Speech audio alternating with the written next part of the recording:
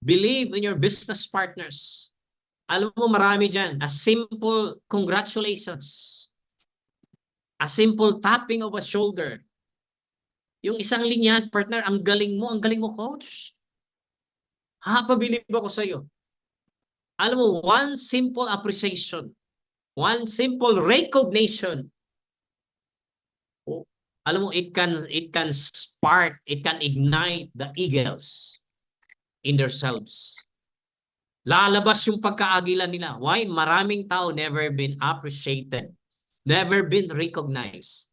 A lot of people being less valued sa buhay nila. Pero kung maramdaman nila yung pagmamahal mo, appreciation, recognition, nararamdaman nila na they are valuable to you as being business partner. Alam mo, lalabas yung pagkaagila nila.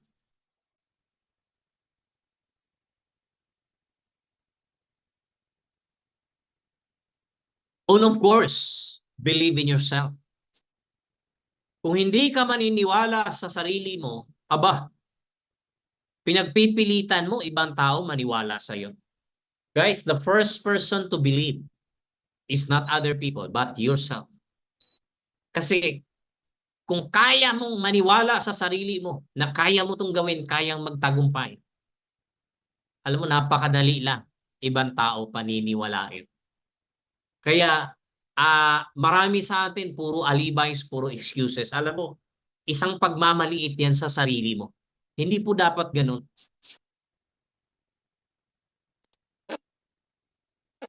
You must plant a seed in your heart right now na you can make difference in this world. You can make difference in your family. You can achieve success in this company. And that's by believing in yourself. Kaya maraming tao ito, nakakagigil eh. Maraming tao physically able, pero mentally disabled sa buhay nila. Puro excuses. Hindi ko kaya yan applying. Puro reklamo. Pero ito yung mga tao na kompleto ng body parts. Ang laki ng katawan, ang laki ng braso, kompleto, 2 mata, 2 butas ang ilong, 10 mga daliri. Pero ito mga taong walang katapusang alibis, excuses, kasi. Walang spillover si upline.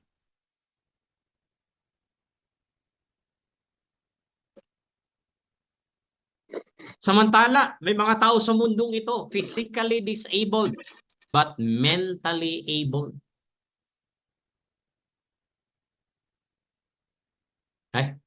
Eto. Ayan. Si Nick Vujicic, kung reklamo at reklamo, ito sana ang pwedeng magreklamo. Si Nick Vujicic, siya sana ang pwedeng magreklamo. A man born with no legs and arms. Can you imagine, isinilang walang paa at walang kamay? Kaya it took 2 months for her mother bago siya kargahin. Bakit? Hindi kaya, hindi tanggap nung mother ni Nick yung first 2 months. Hindi niya tanggap na ganun itsura ng anak niya. And her mother questioned the Lord. Eto dapat ang magreklamo. But despite Nick is being physically disabled. Pero my God, a man born with no legs and arms, pero can you imagine, one of the sought after trainer, coach, guru, success guru in this world. Grabe. Walang pa, walang kamay, pero binabayaran millions of dollars just only to train employees of big corporations. No, thousands of dollars ang babayaran mo sa kanya for mentoring, for coaching. Mag-enroll ka sa program niya, you're going to pay. Grabe po. Minimum of magkano ba? $5,000 just only to enroll yung kanyang success coaching program. A man with no legs and arms. Pero grabe guys. Ang galing lumangoy. Can drive a car. Can play a golf. Nagsa-skydiving. Jesus Christ. Hallelujah. Very successful sa buhay niya. A man with no legs and arms but married to a beautiful woman. Ikaw, ang ganda mo, gwapo mo, wala ka namang jowa.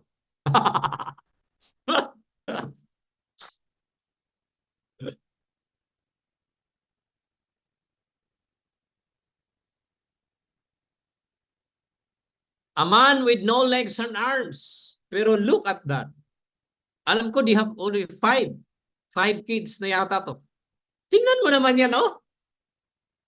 Wow! Dapat ma-inspire ka sa taong ito. What's in the mind of Nick Vujicic despite of being physically disabled? Yung belief in the mind na hindi nagiging excuses, hindi nagiging alibis, hindi nagiging hadlang sa buhay niya ang pagiging walang paa at walang kamay sa pagtatagumpay. Ikaw, puro ka reklamo, puro ka alibis, puro ka excuses. What's the use of your brain? What's the use of your 2 eyes? What's the use of your mouth? What's the use of your tongue? What's the use of your 10 fingers? And what's the use of your feet? Physically abled ka? Kapatid, nakakahiya. You are mentally disabled. Kaya puro ka reklamo.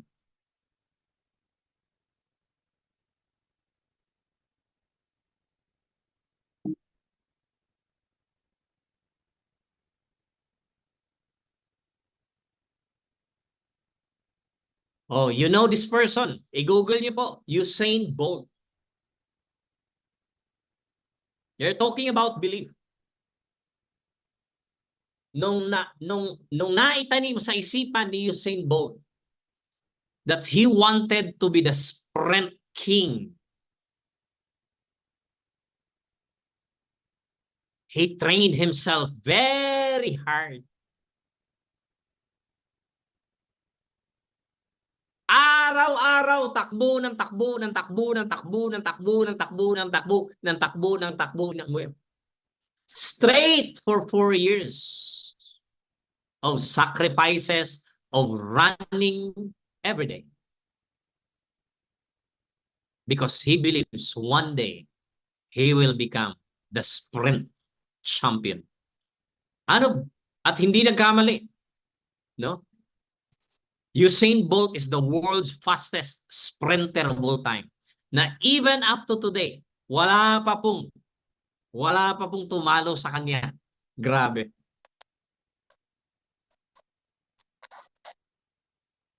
Ito malupit, exactly dito sa ating sa Libgod.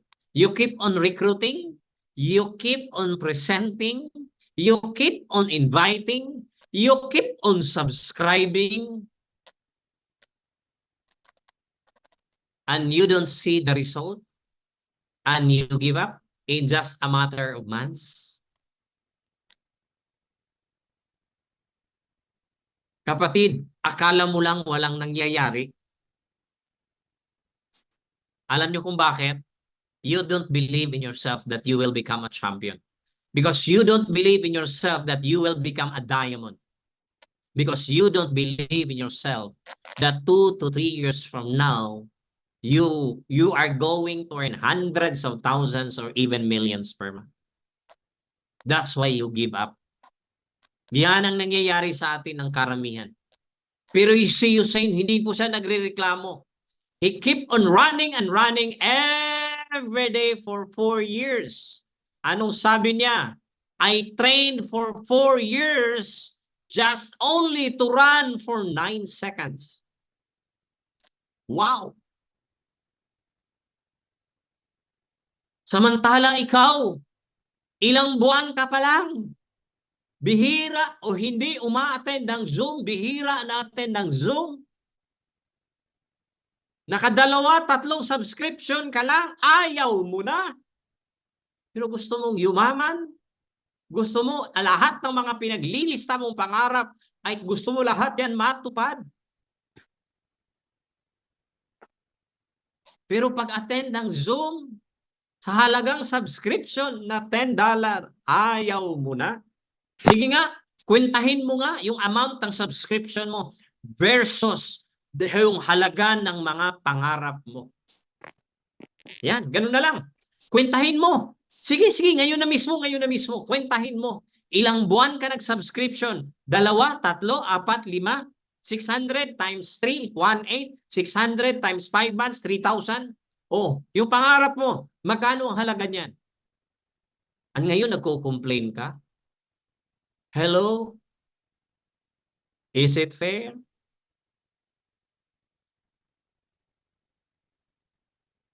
Kung ganun ang nagiging isipan din at paniniwala ni Usain Bolt, then he will not be the fastest sprinter of all time in the world today. Can you imagine? He kept on running for 4 years and ran for the fastest in the world for 9 seconds. Wow! He won 9 golds in 3 Olympics. And ladies and gentlemen, in that 9 golds, in that 3 Olympics, Usain Bolt earned $119 million. Yung $119 million na yan, ang total number of minutes he ran for that $119 million ang kinita niya for that 9 golds, 3 Olympics. Listen ha, very carefully ha, makinig maigi. Ang total kinita ni Usain Bolt for that 9 golds and for that 3 Olympics, kumita po siya ng $119 million, and that $119 million, he only ran for less than 2 minutes. Wow! Kung wala sa isipan niya yung paniniwala niya for that 4 years of training and running, hindi po niya kikitain yung $119 million in less than 2 minutes of running of that 3 Olympics. Kwentahin niyo po, he was being paid more than $1 million per second. Woo! Question, are you willing to run and train yourself dito sa Live Good for 3, 4, 5 years and enjoy the prize for 20, 30, 40 years? Ito kadalasan sa atin, bato-bato sa langit.